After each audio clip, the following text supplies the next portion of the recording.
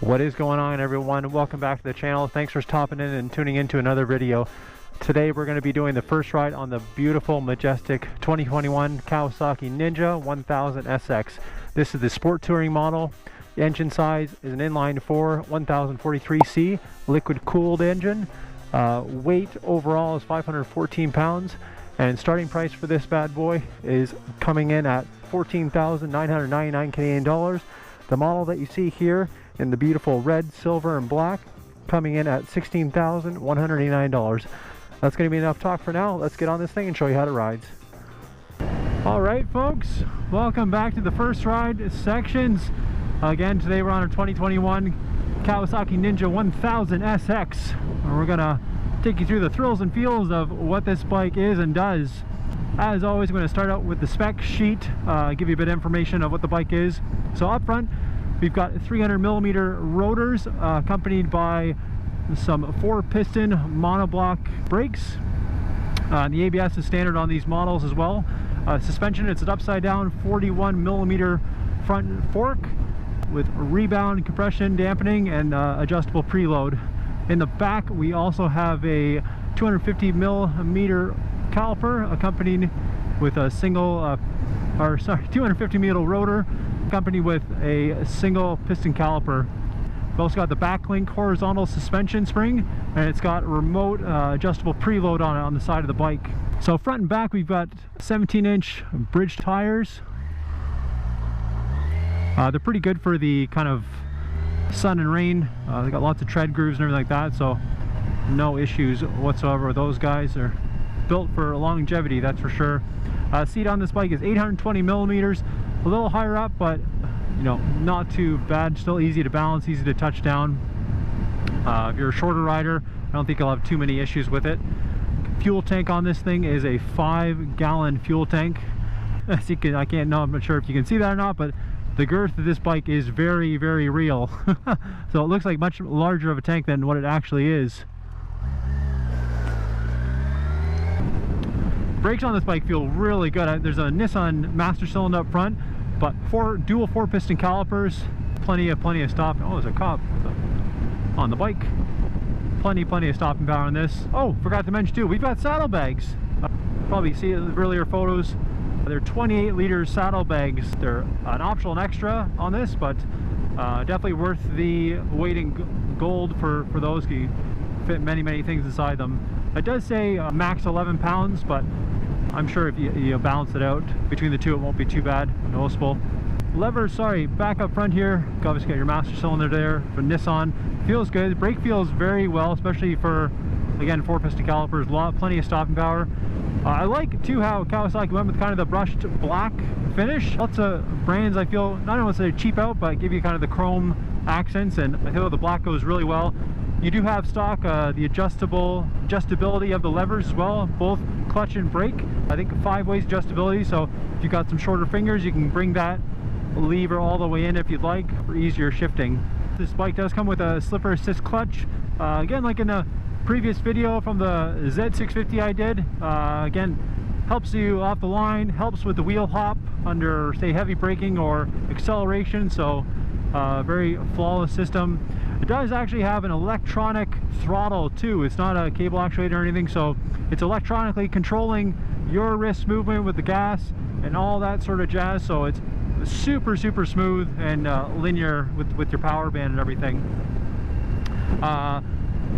Going back to some of the modes here, we do have our lovely friendly eco button down there. Always a good sight to see, especially if you're trying to get up in those miles. And this bike does have a number of little treats and trinkets over on the switchgear control here. We do have cruise control, funny enough, which is fantastic. I'm sure not a lot of people like cruise control, but I've definitely given it a use or two, and it is a fun thing to you know, relax yourself a little bit on, especially on the highways or open roads, just straight boring roads. We do have some rider modes too. Right now you can see we're in the rain mode right now. If we go over to the select button, hold the up, hold it. Oh yeah, let off the throttle, sorry. So you have to let off the throttle, hold it, and it kicks into a different mode. So let's go back, So we're gonna go down to go to rain mode. We're off the throttle and we're in rain mode. So we're in 4th gear right now. Let's go down to 3rd. We'll see what kind of acceleration we can get off this.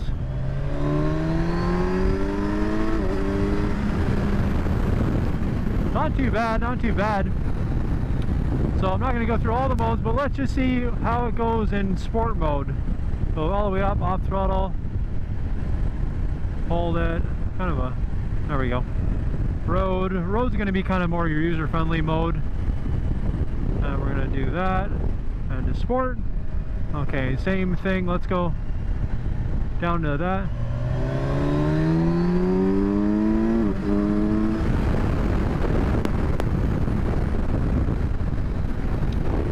Oh, that seemed any faster or what? But those are just well. You can even do different dash displays as well. You can go over here to select, you can hold that. I don't know if it's going to work when I'm riding because it didn't work before. Yeah, it's not going to work. So anyways, you can change some of the display. I've kind of monkeyed with it a little bit. See, I have my lean angle here now. Gives different kind of features on the boat. So you can go to hit your reset button and it's a black screen now. Back to your white. So it doesn't dim or anything automatically, but you can definitely switch it up for your nighttime mode if you feel like. And again, your top mode button, if you click it simultaneously, it'll go through like your max lean, kilometers, odometers. And then if you hit your low mode button, pointing down, you can go through all the bottom ones there as well. So yeah, so we got low and F, and I think there is a custom like rider mode as well. You can set your preferences to how you liking. If you want traction control all the way off, if you want a higher output too, definitely able to set that. And the best tool to use, I would think, is Kawasaki's very own Rideology app. Like we talked about before, it is the beautiful riding app that Kawasaki provides. You can log into your very own motorcycle, calculate all your data logs, tune your bike, set up your preferences and settings. Also, depending on the model, you can link it up to your GPS navigation and set a course for wherever you're going. It's a fantastic app, and yeah, very cool. Again, Kawa puts all this kind of technology into the bikes in the modern day world. And I don't know if you have noticed or not, but I have not been using that clutch. This thing comes with its very own electronic quick shifter, and it's a fantastic. This is actually this bike has broken my virginity of the quick shifter. Never ever had one before. Always kind of banged through the gears, letting off the gas, but this thing is such a smooth and beautiful thing of engineering, especially on a nice high horsepower bike. Very smooth. I have noticed you kind of need to be using it around the mid to high RPM range. It really doesn't like being shifted clutchlessly on the lower RPMs. It kind of bogs a lot. It bucks a little bit if you're trying to get it in gear and you're kind of going too slow, but once you ride the bike, there is definitely a nice sweet spot. Here we go. Look at that. Okay, let's try watching. Play 4, 5, and down again. There we go. 4, 3, 2. Very, very cool. It's a really nice treat. I kind of forget myself sometimes trying to use the clutch, and I'm like, oh yeah, I don't even need to. I got this little handy dandy tool on the bike, so really something nice little feature there. I just did it there. So we got a straight piece of road here. Let's try out the cruise control. So it's a couple button cruise control press. So all you're going to do is tap the little cruise button. The indicator is going to come up in the front dash, and then you're going to, like a car you would, hit the set, and it's going to maintain your speed just like that. Also, the nice thing about cruise control, you do have an adjustable front windscreen. So I've kind of gotten the sportier look right now, but simply press, there's a little thing down here. Probably shouldn't do this when I'm riding, but why not? Press that little guy down, pop it up, oh, and then you've got a little more wind deflection. It's kind of nice. It A little turbulent up here, but it is a pretty windy day, not to nonetheless, so definitely to be expected. Other nice thing about the cruise control, the mirrors, they are a little far away. They don't exactly do the best job, I will say. They're kind of honestly the same angle as the handlebars, so when I'm trying to look in the mirror, all I can see is half the mirror in my hand. The other half is kind of off to the ditch side or anything. I can't really see anything behind me, so I would have liked if Kawasaki kind of did a little bit of something different.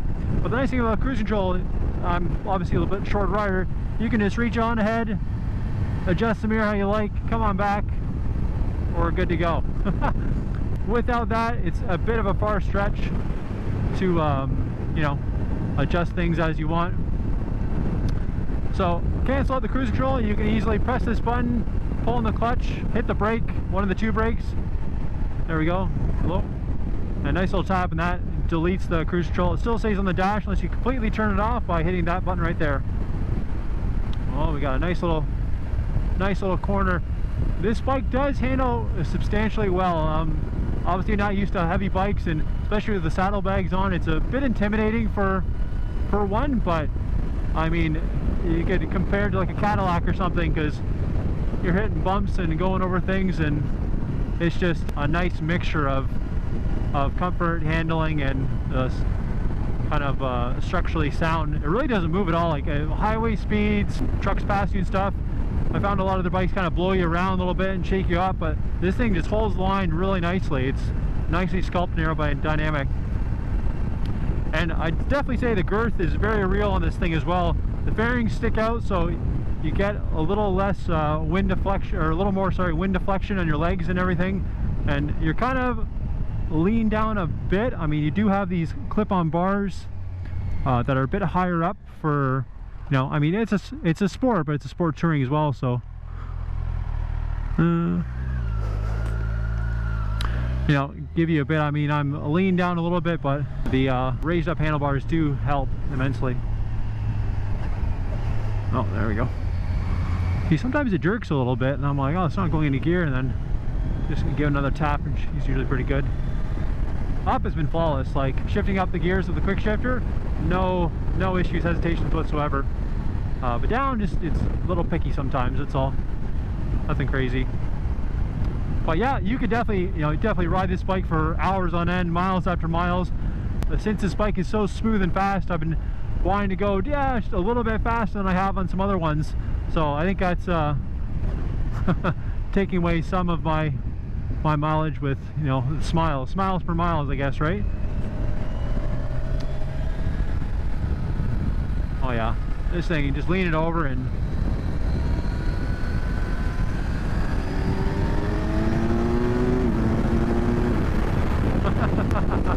oh gosh, ridiculous. It does shock you of how quick this thing is, how much torque it's got. Being kind of the size of the bike it is, it just really just throws the smiles right on your face, and you just want to keep going and going. Just fantastic like that.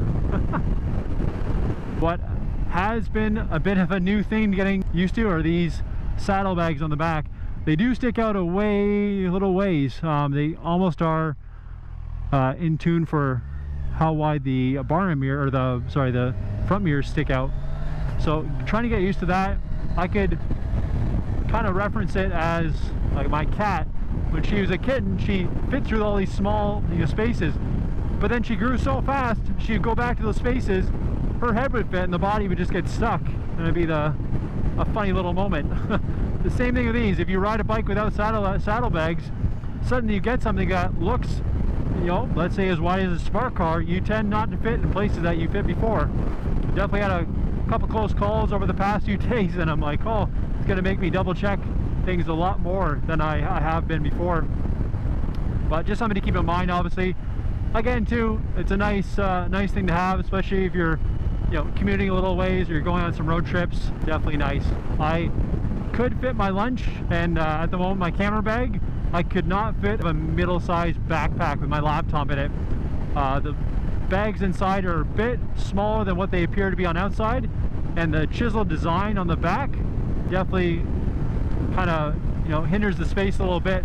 So I still had to wear a backpack the one day, so I was kind of sad about that, but Again, you could get a top box for the back seat and be fairly okay.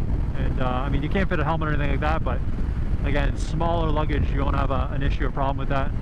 The closing statements for this bike: if you're someone wanting to ride a little bit further distance than your ordinary day, beautiful, astounding bike to have to own. Affordability is good. It's kind of like the medium price range. You're not paying crazy amounts, you know, $20,000 over, but it's a good bang for a buck. You get lots of technology, lots of features, comfortability. Again, buyers beware, being it is a sport touring, you are leaning forward a little bit. The longer rides, you might feel a little bit of discomfort in your wrist and maybe your back as well. I mean, a more neutral riding position would be kind of like further back here, but it's just not, you know, the stance of this bike.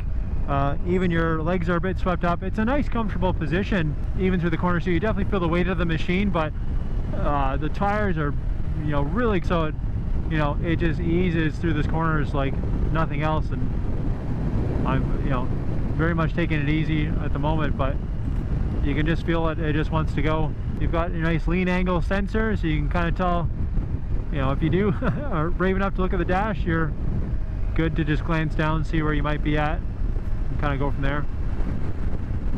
It is later on in the morning, so we got lots of traffic ahead of us, unfortunately, but windy day too. Jeez.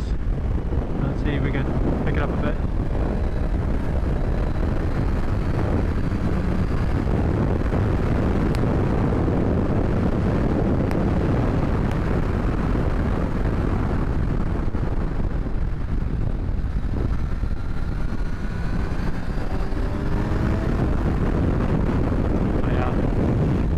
It feels so planted to the corners, honestly. A fantastic machine to ride. If you got some backyard twisties or gonna do a couple day trips, this is definitely the machine to have. It is just flawless, comfortable, planted, just what you need on a nice weekend cruise. And again, too, the bags being not very big themselves, you're not gonna want to carry too much with you, and away you go. I'm just gonna pull over here.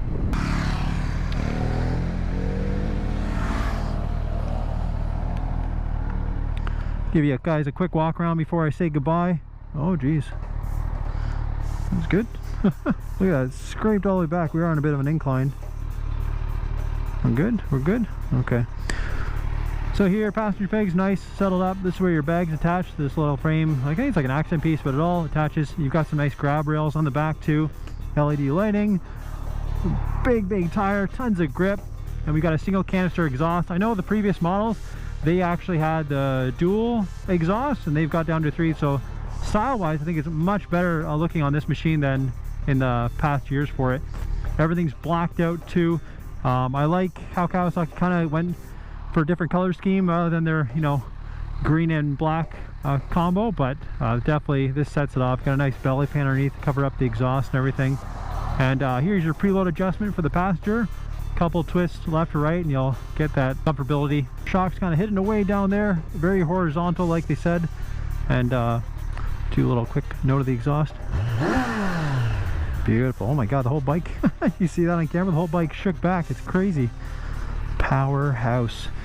Anyway, closing thoughts. I hope you guys enjoyed the video. Be sure to check out following episodes because we'll be doing lots and lots more first rides to come. And don't forget to like and subscribe, and we'll see you in the next one. Cheers, guys.